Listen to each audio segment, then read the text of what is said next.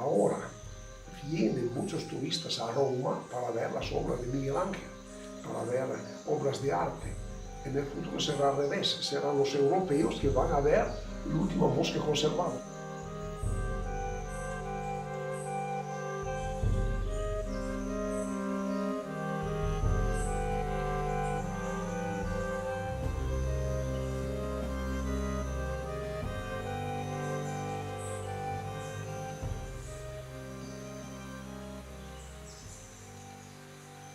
Llegué a un país que es el paraíso de la biodiversidad.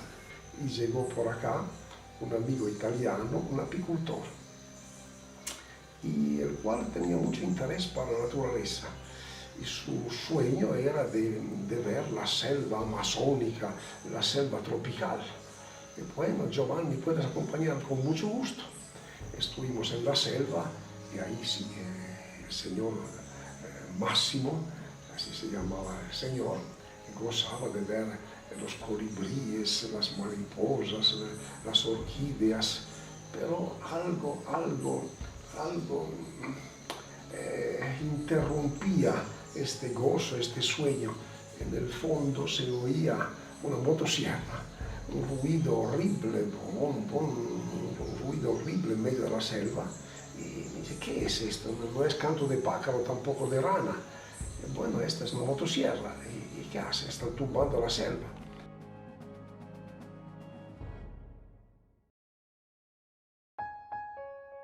Esto fue el comienzo de la Fundación Otonga.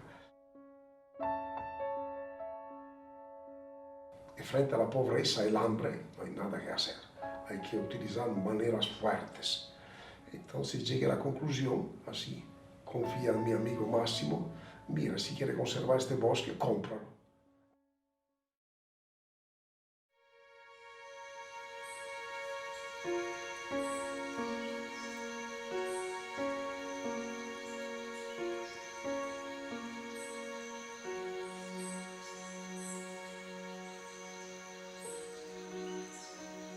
Las ranas diablitos son realmente unas joyas del bosque tropical. Primero, cuando uno llega a los bosques y ve estos animales, estas destacan por sus colores aposemáticos, ¿no? Estos colores lo que nos están indicando es que son venenosas. Entonces nos dicen, cuidado, soy venenosa. Por otro lado, frente al ojo humano, esto es el contraste entre estos colores muy brillantes y la hojarasca, por ejemplo, llama muchísimo la atención. Y entonces despierta la curiosidad humana. Estos colores rojos, naranjas, etc. Su comportamiento tiene muchas particularidades. El hecho de que las madres se encargan de alimentar a los renacuajos que son depositados en una bromelia es un evento biológico único, especial.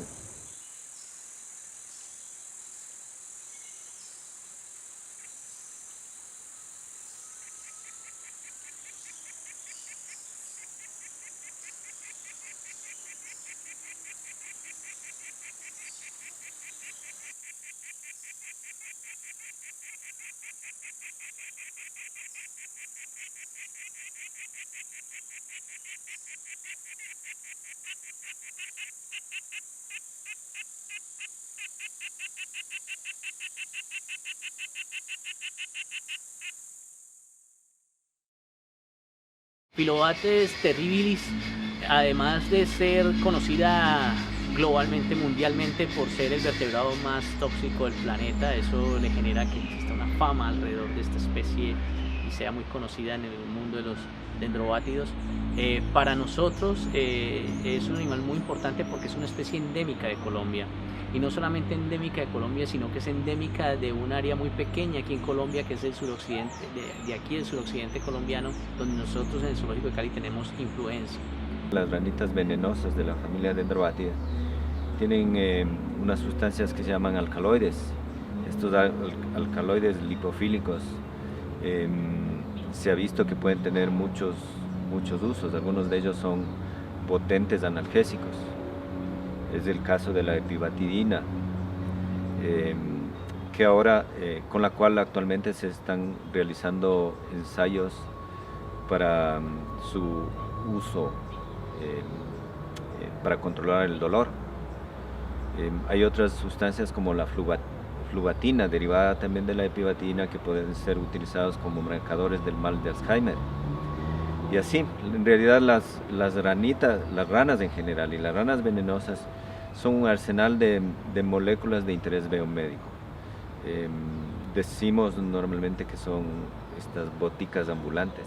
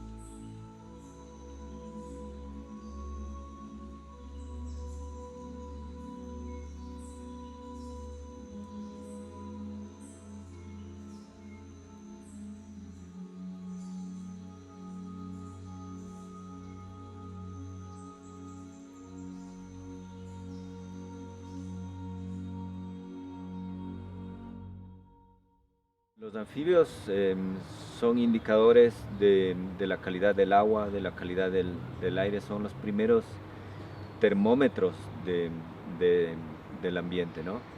Tienen sensores en su piel que muy sensibles frente a cambios en el ambiente. Los anfibios en general con lo que los humanos le hemos hecho al planeta están sufriendo bastante. Hay muchísimas especies que se extinguieron, especialmente en la última década, en las últimas 2 décadas, perdón, y la mayoría de anfibios, alrededor de un 30-40%, están seriamente amenazadas de extinción. Están involucrados el cambio climático, hay patógenos oportunistas que están dañando las poblaciones y llevando a la extinción también a muchas especies. La destrucción del hábitat es también un problema grande. Los seres humanos de alguna manera no logramos controlar la destrucción del hábitat. Los pesticidas y muchos otros problemas que estos animales enfrentan cada día. En un país como el Ecuador esto es dramático, porque aquí está concentrada mucha de esa diversidad. Aquí en el Ecuador tenemos 570 especies, probablemente 700, 800 especies de anfibios. Son animales nocturnos usualmente que no están a la luz pública. A veces son muy difíciles de ver, ¿no? Son seres nocturnos, son animales pequeños. Y entonces no hay realmente una conciencia para conservar estas especies, ¿no? Son seres humildes que no tienen una mayor voz. Las amenazas en las que se enfrentan nuestros dendrobátidos, al igual que en muchos otros lugares del mundo, de América, están relacionadas con el tráfico ilegal, con el comercio ilegal, para suplir la demanda de mascotas por parte de coleccionistas o aficionados a este grupo de anfibios. También la destrucción de su hábitat se une a estas presiones que tienen los dendrobátidos. Constantemente se está extrayendo madera, se está modificando los ecosistemas donde se encuentran los dendrobátidos, además que se están contaminando las fuentes de agua donde habitan en estos espacios. Entonces esto está llevando a que estos animales, pues sus poblaciones se vean diezmadas. A esto sumamos también las enfermedades que pueden afectar a los dendrobátidos, y entre esto la más común, la presencia de Chytridium, en muchas de las poblaciones o en algunas de las especies de dendrobátidos que habitan en nuestro territorio, y que pues en su momento diezmó una gran cantidad de individuos, aunque falta mucha información para tener datos reales exactamente de qué manera cada uno de estos factores ha afectado a las poblaciones de anfibios. El Centro Jambatos es un centro dedicado a la investigación y a la conservación de los anfibios. Tenemos varias líneas de trabajo, entre ellas la investigación. Estamos describiendo la diversidad biológica, no solo las especies que faltan por describir, sino también su historia natural, aspectos de sus moléculas, por ejemplo. Las moléculas de los anfibios son un puñado que han sido descritos. Es necesario impulsar el conocimiento de la diversidad química de los anfibios. Y aquí le hemos puesto un énfasis especial al manejo ex situ de especies que están gravemente amenazadas de extinguirse. Estas especies es necesario darles una mano, si se les deja en la naturaleza sometidas a todas estas amenazas que mencionaba, el cambio climático, los patógenos, la destrucción del hábitat, los contaminantes, probablemente se van a extinguir. Entonces aquí en el Centro Jambatos lo que estamos haciendo es como una sala de emergencia. Estamos rescatando algunos de estos animales de tal manera que podamos conservarlo para las generaciones futuras. The Costa Rica Amphibian Research Center owns and operates 2 private reserves here in the Central Caribbean foothills. One in the cloud forest of Talamanca and another one down in the pre-montane rainforests above Siquirres. Here in the Guayacan Rainforest Reserve we have Dendrobates auratus, Ophaga pumilio, and Phyllobates lugubris. So we have 3 poison frog species here in the reserve, which are all very abundant, different parts of the reserve, and just abundant in the whole region. But especially because of the work we've done by creating artificial breeding sites, we've definitely dramatically increased the population of these different species here in the property over the last 12 to 14 years. Another method we've done here with in situ conservation is by creating habitats specifically targeting different dendrobated species. So whether it be, for example, with Ophaga pumilio, one example was we've planted a lot more bromeliads, different Dieffenbachias, different plant species that will provide adequate larval depositing sites. Other things we've done, again, focusing on dendrobatids, but more specifically for Dendrobates auratus and Phyllobates lugubris, is we've put out certain containers, more specifically tires, other smaller plastic containers, which are different little smaller bodies of water that again that the different species can deposit their tadpoles in. Also here on the farm, we've also just simply by creating, planting some habitats, especially up in the areas that were more disturbed, we've increased the vegetation densities, which definitely favors a wide variety of different attacks of amphibians. La razón por la cual mantenemos anfibios en cautiverio aquí en el Zoológico de Cali son con fines de conservación. Una de las estrategias consiste en la educación, y es que aprovechamos el público visitante para generar un conocimiento más amplio acerca de los anfibios y sus problemas y el por qué están en riesgo y de qué manera nosotros podemos contribuir a la conservación de los anfibios. También pues mostrando desde el lado positivo de los anfibios y cómo estos animales son importantes para los seres humanos también, no solo para los ecosistemas y otros animales, aunque nosotros también es importante entender a la gente que hacemos parte de esos ecosistemas donde se encuentran los anfibios. El otro rol que juegan los anfibios aquí en el Zoológico de Cali es el de investigación. Tratamos de obtener información que no es posible obtener del medio natural, de la vida silvestre. El cautiverio bajo condiciones controladas permite obtener información que no es posible obtener de otra manera y que en campo es muy difícil o casi que imposible. La información es muy importante porque entre más información tengamos, tenemos la posibilidad de desarrollar estrategias mucho más efectivas de conservación. Entonces ahí también estos anfibios que están en cautiverio están contribuyendo a la conservación de sus especies. Y el otro rol que juegan los anfibios acá es el de mantener poblaciones viables en cautiverio. De esta manera nosotros trabajamos como una especie de banco genético o de arca, ¿sí? en el cual, trabajando cooperativamente con otras instituciones, garantizamos de que existan poblaciones viables de especies que se encuentran amenazadas. Estas poblaciones en algún momento pueden ser utilizadas como individuos que pueden ser liberados o para ser reintroducidos, o pueden suplementar poblaciones que se encuentran muy reducidas y que están en riesgo de desaparecer. Entonces eso es una garantía para conservar especies que tenemos amenazadas en nuestro territorio. El interés mundial por los animales de compañía ha hecho que haya una alta demanda o una demanda importante de estos tipos de ranitas. Y lamentablemente el mercado ha sido abastecido con ranas recolectadas en el campo. Entonces esto por supuesto es una amenaza a las poblaciones naturales.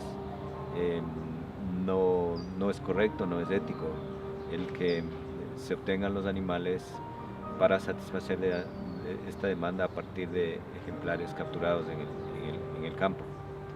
La alternativa de países como Ecuador es producir estos animalitos en laboratorio, hacer un manejo sostenible de esta riqueza que tiene el Ecuador para ponerla a disposición de la humanidad. El comercio que se lleva a cabo de dendrobátidos, los daños que se han causado a las poblaciones, digamos, han venido llevándose a cabo desde mucho tiempo atrás. Sabemos que constantemente se sigue haciendo y se siguen extrayendo animales, y esto lleva a la extinción de muchas poblaciones o inclusive de especies. Por lo tanto, pues es importante garantizar de que, ya que esto no va a parar, que estos animales se garantice, y cuando sean adquiridos, de que hagan parte de una reproducción sostenible ya a partir de esos animales que se están manteniendo en cautiverio y ya han sido extraídos. No seguir fomentando la extracción, porque muchos no van a dar más, y nuestros descendientes, ¿sí?, las futuras generaciones solo conocerán estos animales en fotos o en documentales como este. No van a tener la oportunidad de presenciar en vivo un animal de estos, o que estos animales sigan cumpliendo un rol tan importante que cumplen en los ecosistemas. Para países como Ecuador, su desarrollo, es necesario que se encamine, que sea dirigido hacia la generación de bioconocimiento. Estamos en un país lleno de diversidad biológica, y esta diversidad biológica es vista ya en el ámbito académico, en el ámbito también económico, de desarrollo, como la alternativa de estos países de cambiar su matriz productiva. En vez de ser solamente productores de materias primas, necesitamos desarrollar tecnología, desarrollar ciencia, empezar a usar sosteniblemente, sustentablemente, si se quiere, estos recursos biológicos, de los cuales los hemos heredado. Aquí hay millones de especies en un país como el Ecuador. Entonces el uso sustentable de estos recursos biológicos es visto como la base del desarrollo en el Ecuador, y para eso entonces está el biocomercio. El biocomercio nace de esta necesidad de transformar la matriz productiva, de empezar a usar estos recursos de tal manera que ayude a generar riqueza, pero también ayude a su conservación. El biocomercio es la comercialización de recursos naturales que le pertenecen a un determinado territorio. Wikiri es una empresa de biocomercio.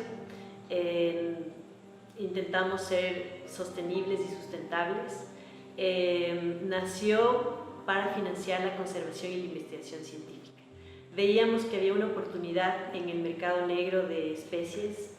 Sabíamos que se movían mucho de las ranas hacia el mercado de mascotas, y entonces visualizamos que ahí había una oportunidad para poder tener estos recursos económicos y traerlos al Ecuador de una forma legal y desviarlos hacia la conservación y la investigación científica. Como no habían fuentes legales de producción, entonces el mercado estaba siendo provisto por estas fuentes ilegales, que nosotros llamamos mercado negro y también mercado gris. Por ejemplo, hay prácticas en otros países de Centroamérica, por ejemplo, en donde ahí hay permisos legales para cosechar cierta cantidad de individuos de cierto morfo, de cierta especie, pero sin ninguna clase de permiso, de estudios poblacionales de justamente esta especie. Eso nos preocupa muchísimo porque sabemos que la autoridad administrativa CITES de los diferentes países no siempre se respalda con criterios científicos, y esos criterios científicos a ratos no se respaldan o la mayoría de los casos no se respaldan en información reciente que implique estudios poblacionales de al menos un año, porque si no, no entiendo cómo se puedan hacer estudios como más rápidos, ¿no? Entonces, en base a esa información que es casi inexistente, dan cuotas de captura. Entonces las ranas salen de forma legal, pero no son criados, no es una producción ética. Entonces nosotros en Wikiri, en Ecuador, estamos haciendo las dos cosas. Estamos reproduciéndoles a las ranas y además cumplimos con todos los permisos, ¿no? Entonces, para nosotros estas prácticas que hace Centroamérica, principalmente Panamá, Costa Rica, en algunos casos desde Colombia, es tráfico negro y es tráfico gris también. Eso es lo que está pasando en el mercado. Entonces Wikiri, cuando nace, intenta arranchar ese tráfico negro que lo tiene capturado al mercado, y arrancharle un poco era nuestro objetivo, como para poder desviar este dinero y hacerlo bien, porque en Ecuador tenemos la capacidad de hacer las cosas bien. Nosotros tenemos 2 sitios de reproducción de los distintos morfos de Ophaga sylvatica. El uno está en Esmeraldas, en nuestra reserva que se llama Otoquiqui. Esta reserva es parte de la Fundación Otonga. Fundación Otonga tiene 4 reservas en diferentes partes del Ecuador, y Wikiri está manejando esta reserva. Entonces ahí es donde nosotros hemos hecho cuadrantes grandes, hemos enriquecido el hábitat. Ahí manejamos principalmente al morfo paro. Esperamos en el futuro poder manejar otro tipo de morfos allá. Y en la Florida, en cambio, estamos manejando el morfo pata blanca, el morfo diablo y el morfo sitúa. Este último esperamos meterlo en el mercado en este año, tal vez fines de este año. Y son cuadrantes que están siendo enriquecidos, proveyendo todas las condiciones que las ranas necesitan para su reproducción y crianza.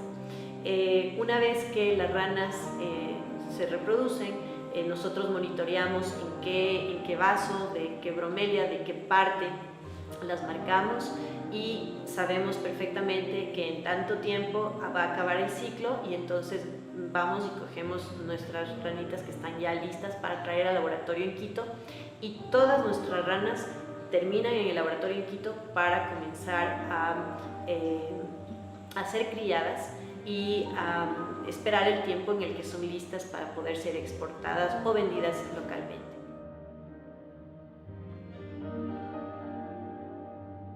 Cuando la gente me dice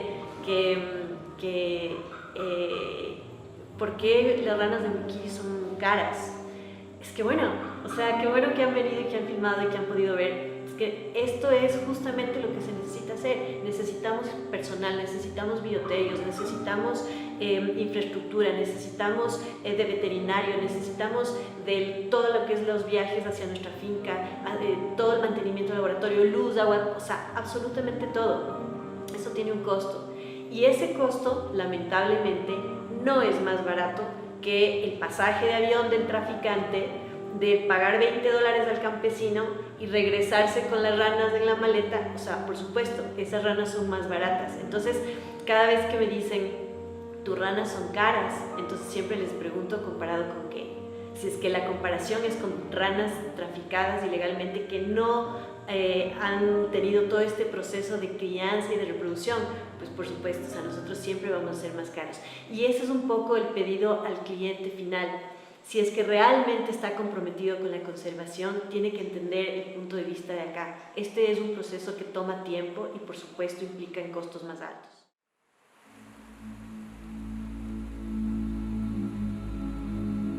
Esta es un poco la Fundación Otonga, que pretende conservar y, bueno, dar al mundo un ejemplo de conservación y de preservación de los recursos naturales, de las bellezas que están alrededor de nosotros, que talan, que tumban, que queman. Hay muchísimos, que construyen son pocos. Entonces queremos hacer esto, queremos ser estas personas que construyen, que sean positivas.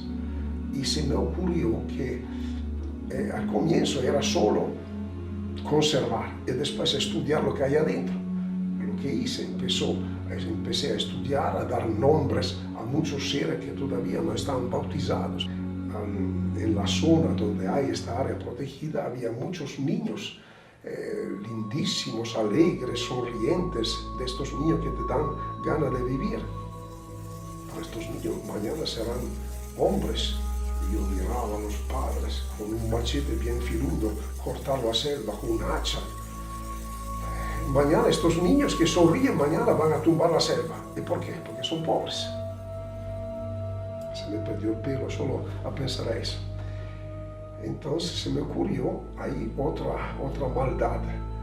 Bueno, entonces, ¿y si yo le regalo los estudios a estos niños?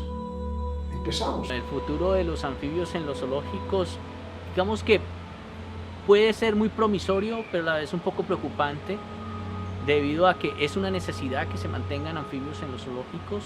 Son de los grupos de animales más amenazados y que requieren de un manejo en cautiverio más que muchos otros grupos de animales. Pero también es una realidad que no todas las instituciones tienen instalaciones adecuadas para el mantenimiento de anfibios. Entonces esto limita la posibilidad y la capacidad de mantener las estrategias que se quieren al manejar anfibios en cautiverio y trabajar cooperativamente con el fin de mantener también estas poblaciones viables, o que también estos sitios sean embajadores de la conservación de los anfibios. Through personal experience, one of the most important ways is definitely in situ conservation. By creating habitats or managing forests, doing different projects in the natural environment that favors the reproductive success of species. It's very important because in the wild they are under selective pressures.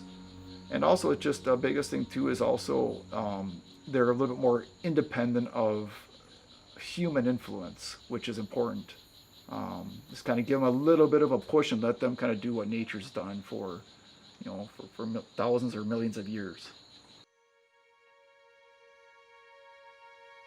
¿Qué instituciones y quiénes deben hacer parte de las estrategias para la conservación de los anfibios? Pienso que todas las instituciones particulares, todos debemos estar involucrados en la conservación de los anfibios, porque de una u otra manera tenemos efectos sobre los anfibios. Pueden ser efectos positivos o pueden ser efectos negativos.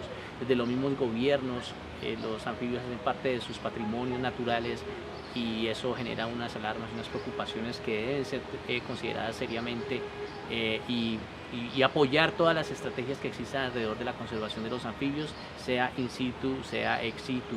Y pues las comunidades que no solo las que habitan donde podemos encontrar grandes poblaciones de anfibios, sino que también todas las comunidades en general pues deben involucrarse y dar su granito de arena en la conservación de los anfibios. Desde el solo hecho de no apoyar el tráfico ilegal de fauna o denunciar cualquier evento de tráfico ilegal de uno de estos de fauna, o sean anfibios o cualquier otro animal perteneciente a la fauna silvestre, pues son acciones que entre todos podemos ayudar a que todos estos factores que están afectando a los anfibios se vean disminuidos. Me cautivó meterme en este proyecto porque veía que hay un trasfondo en la empresa, y ese trasfondo es justamente conservación e investigación. No era solo vender por ganar dinero, exportar por traer divisas.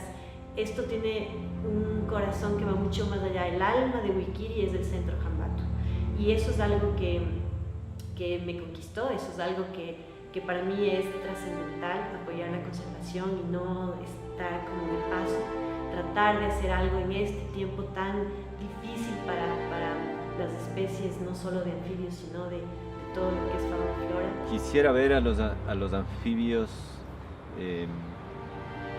las especies saludables, que no se extingan. Nosotros agarramos a estos valores, los verdaderos, para que la tierra continúe floreciendo, continúe dando frutos, continúe con su biodiversidad, y todo esto para el bien de la humanidad, para sus hijos, sus nietos, aún para otras personas que nosotros conocemos, son de otros continentes, son de otras partes, son de otro color, otra religión, no importa, serán felices, tendrán un mundo mejor.